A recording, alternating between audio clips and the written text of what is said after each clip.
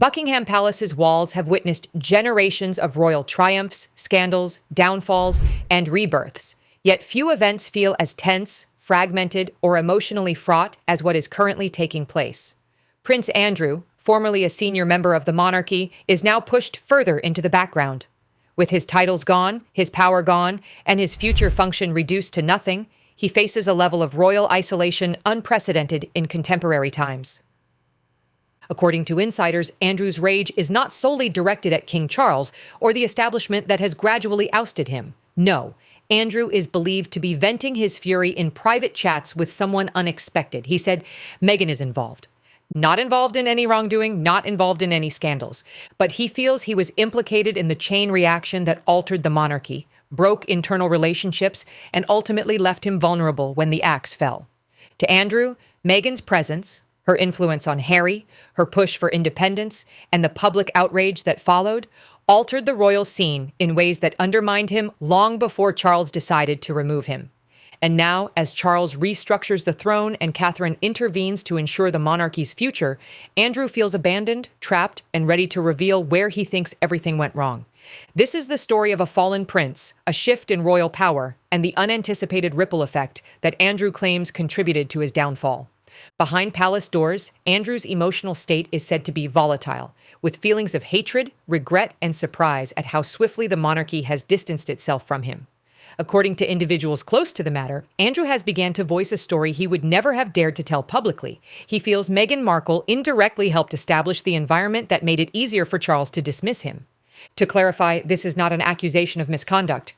It reflects Andrew's psychological discontent, as well as his interpretation of the royal family's shifting relationships. For decades, Andrew depended on the firm to provide stability, a regulated public image, consistent family messaging, and a disciplined hierarchy. But when Meghan entered the royal scene, Andrew believes everything began to shift.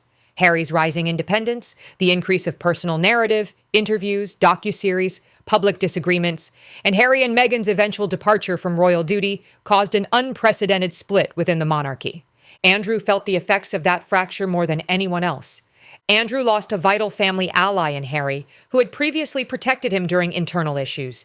With Meghan's influence moving Harry away from the institution, Andrew fears the family bond that once protected him has fractured. Charles suddenly had more leeway to make judgments that were previously constrained by internal politics or public image. So when Andrew adds, Meghan is involved, he's implying that her influence on Harry and their subsequent departure destabilized the family to the point where he no longer had the internal support he previously did. Andrew saw Meghan as a contributing factor to his decline rather than the direct reason. While Andrew is processing his bitterness, King Charles has taken decisive action. According to palace insiders and royal analysts, Charles's long-term reorganization plan has reached its ultimate and worst phase: the irreversible elimination of both Andrew and Harry from any future royal positions. The decision is seen as the end of an era, marking the final break between the monarchy's past and its modern future. And Charles, determined to safeguard the institution, is said to have stated unequivocally that neither of them will be allowed to return. For Andrew, this was the blow that demolished any remaining confidence. Losing titles was one thing. Another option was to give up on his future. Charles is alleged to have stated that Andrew will no longer participate in royal engagements, represent the monarch in public, or retain any ceremonial rights going forward. But Andrew was not the only one affected. Harry, even from across the ocean, was incorporated into Charles's new structure. His military patronages, honorary duties, and prospective ceremonial appointments were surreptitiously reallocated or eliminated completely. Charles found this logical. The monarchy should be streamlined. The scandals must be downplayed. The future must be clean, stable, and controllable. However, Andrew took this very personally. He sees Charles's action as a betrayal rather than a necessity, a final desertion at a time when he most needed family devotion. And for Meghan, her name may not have come up in Charles's chats, but she maintains a significant emotional presence in both Andrew's and Harry's accounts. In Andrew's opinion, Meghan altered Harry's loyalty. In Charles's opinion, Meghan transformed the public narrative. And in Catherine's opinion, the monarchy must eventually overcome these dividing tendencies. The message is clear: the crown prioritizes order above disorder, even if it means leaving two princes behind. To understand why Andrew continues saying Meghan is involved, you must first comprehend what Meghan represents within the palace gates, not as a criminal, but as a symbol of the royal revolution that has upended the old order. Prior to Meghan's arrival, the monarchy followed stringent traditions such as quiet, unity, hierarchy, and conformity. Meghan, however, brought something new to the institution, a modern, vocal, media-savvy attitude. She urged Harry to establish his own voice. She challenged royal protocol. She questioned the system in public. She eventually helped shape the decision that would change everything, to step away. For Andrew, Meghan's journey was more than just personal. It was an earthquake. When Harry left, the royal foundation broke. The power structure altered. The family narrative lost control. Suddenly, decades-long partnerships were put to the test. Internal conflicts became public tales. The palace's carefully maintained image was no longer assured. Andrew, who had already been weakened by his own troubles, felt this shift the most acutely. In his opinion, Meghan's influence pushed Harry to speak up, detach himself, and reject the old machinery that formerly protected all royals, including Andrew.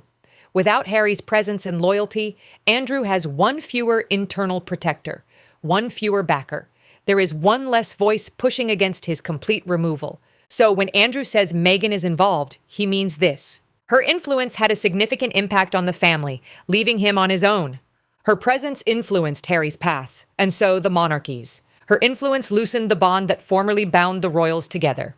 And in Andrew's opinion, the shift opened the path for Charles's final, unwavering decision to remove him completely. As the monarchy struggles with its cracks, one figure has quietly moved forward, not with force, not with drama, but with unwavering determination. Catherine, Princess of Wales, has become the hidden architect of the crown's newfound stability. While Charles makes structural adjustments, Catherine deals with something much more delicate, the monarchy's essence. She focuses on restoring trust, projecting consistency, shaping public perception, and retaining dignity in the face of adversity. She makes appearances in hospitals, schools, and community centers to reassure rather than distract.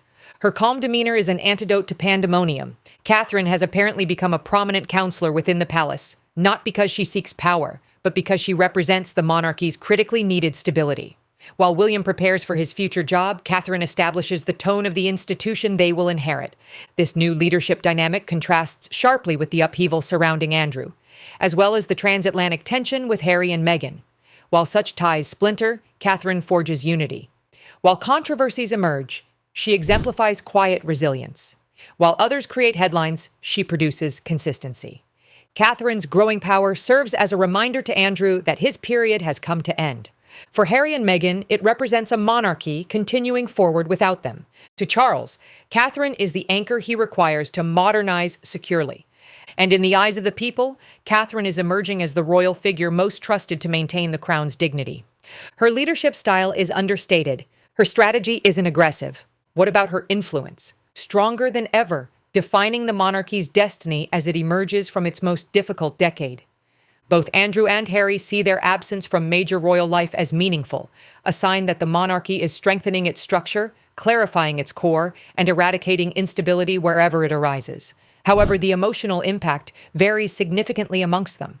For Andrew, this removal seems like exile. The loss of titles, duties, and position has left him with just recollections of what he once represented.